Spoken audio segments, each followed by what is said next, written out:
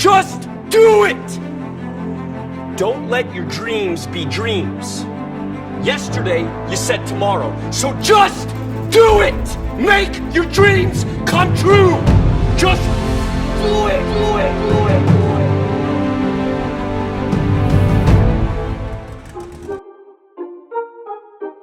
Hello and welcome to ZipTied. Today, we are finally getting the Porsche to drive on its own. So, I'm very excited for this, so let's get into it.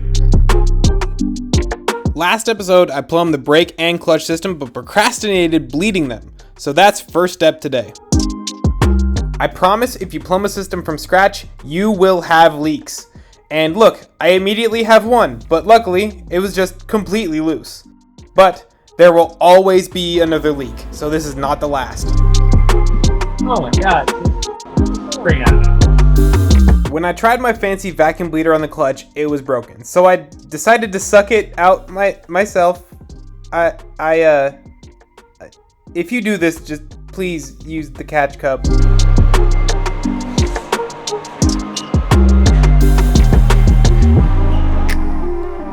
Rather than sucking fluid by mouth through the entire car, I decided on the brakes. A friend pressing the pedal leads to less jokes.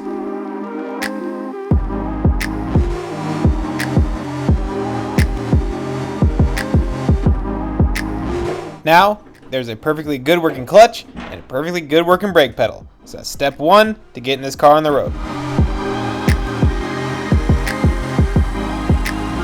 This car currently has no axles. So the first step is to cut not one in half, but four.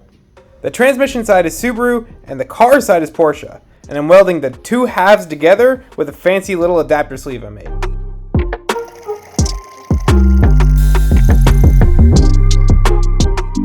I'll make the axles just short enough that when fully compressed, they can still be removed, but only barely.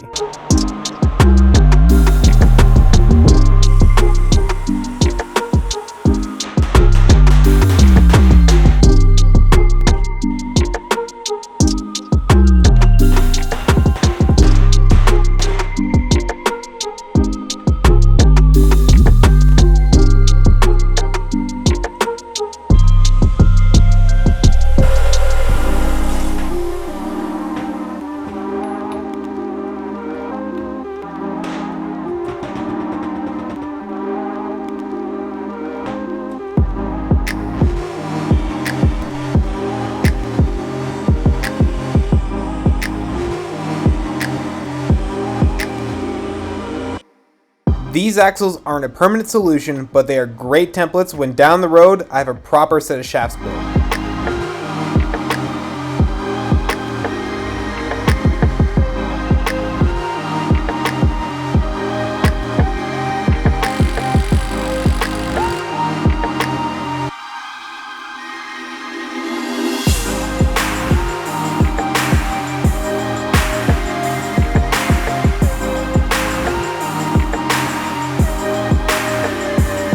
Axles aren't super useful if you can't put the car in gear, so it's time to tackle the shifter. On the back of the transmission is the shift fork, and it will be controlled by a bell crank linkage. I also got a brand new set of custom push-pull cables to control it all.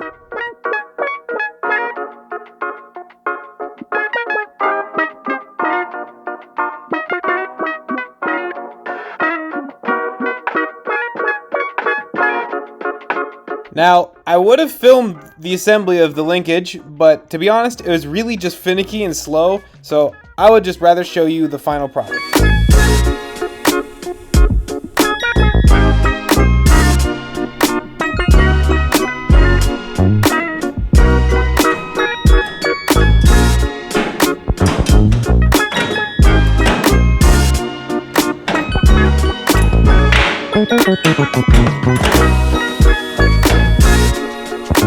When building a car from scratch, you will throw any bolt you can find in to just mock it up. So I'm finally doing an easy job in swapping out all of the old hardware.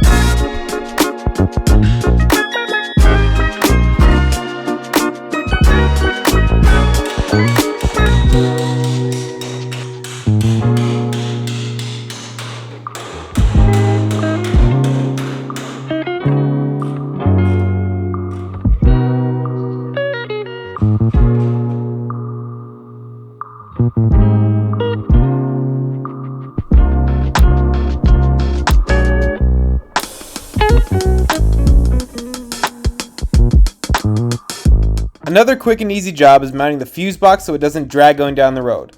All it takes is 2 bolts and some zip ties to clean up the wiring.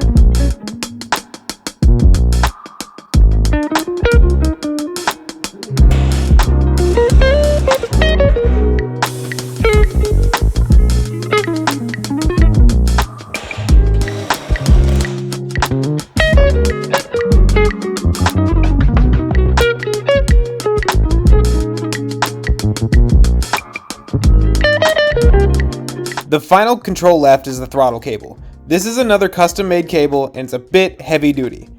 And to install it, the first tool I grabbed was, yep, that's a grinder.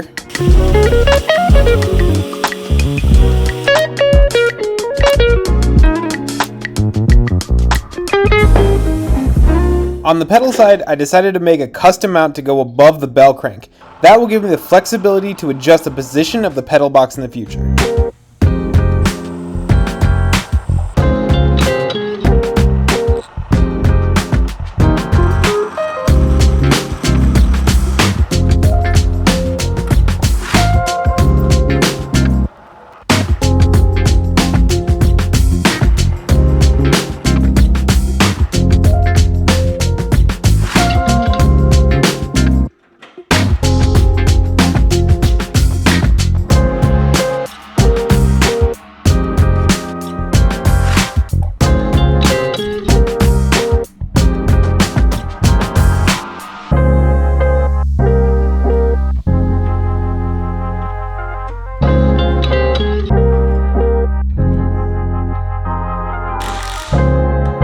This car was always really hard to push because the front rims drug against the calipers themselves, so they're getting a temporary set of 5mm spacers to make up the difference.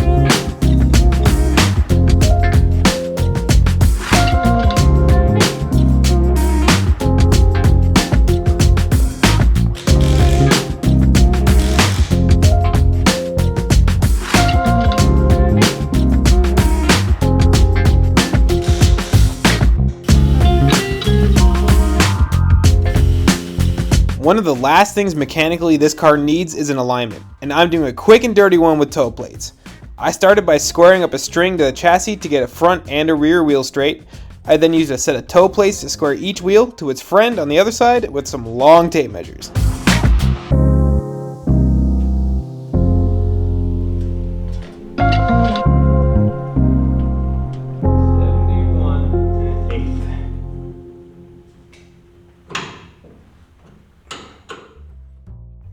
A couple videos ago, I got this comment, and I figured it might be worth investigating.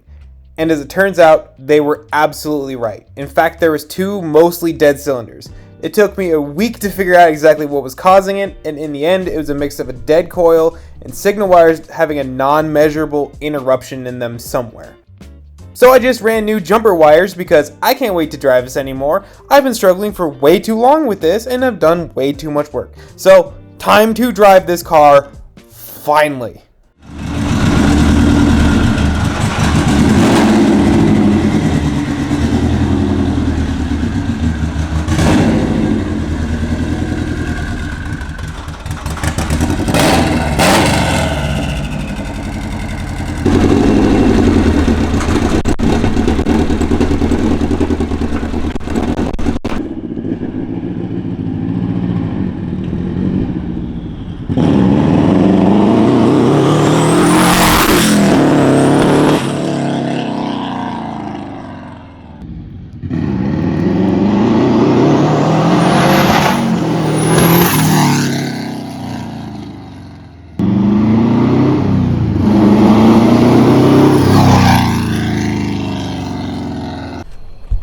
Okay, this thing is really, really fast. I know I shouldn't be pushing on it a little bit because it's not really that tuned, but I'm not going to blow it up in the street. So, yeah, that thing is really, really fast.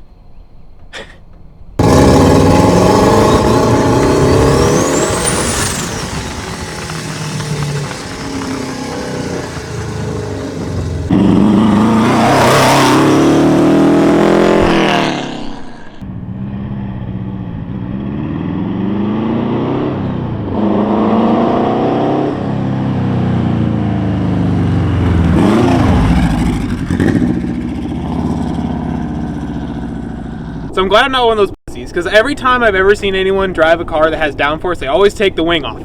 Every single time. This car is so much cooler with the wing on too. They're lame for that. I'm also pushing too hard, but it's too fun. The seat isn't bolted down, by the way. I have no belts, I have no helmet, there's no windshield. It just makes you cry, if I wasn't gonna cry anyway. This thing's fucking sick.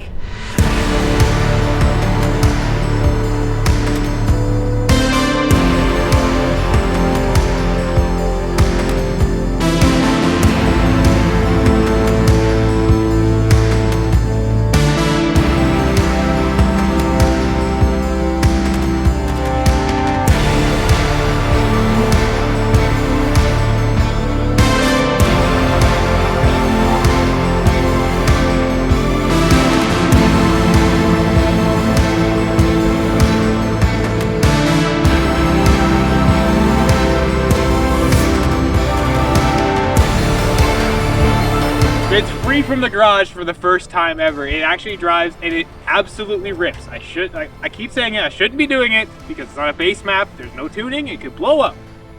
But it did. It's here still. It made boost very quickly, might I add. It was kind of dangerous feeling because I have no springs, I have no bolts holding the seat down. I didn't torque the wheels, thinking about it, amongst other things. Anything could have gone wrong and nothing actually did. It worked. Misfire problem, still kind of a thing, but once it gets going, it fires just fine. It's not running on any less than 4 cylinders when it's going down the road. So I am exceedingly happy. This is an absolute milestone of not only this build, but any build to finally drive. So I'm over the moon, thrilled. This is awesome. I love this. Very good. I also love it. Do it! Just do it! Don't let your dreams be dreams. Yesterday, you said tomorrow. So just do it! Make your dreams come true! Just do it!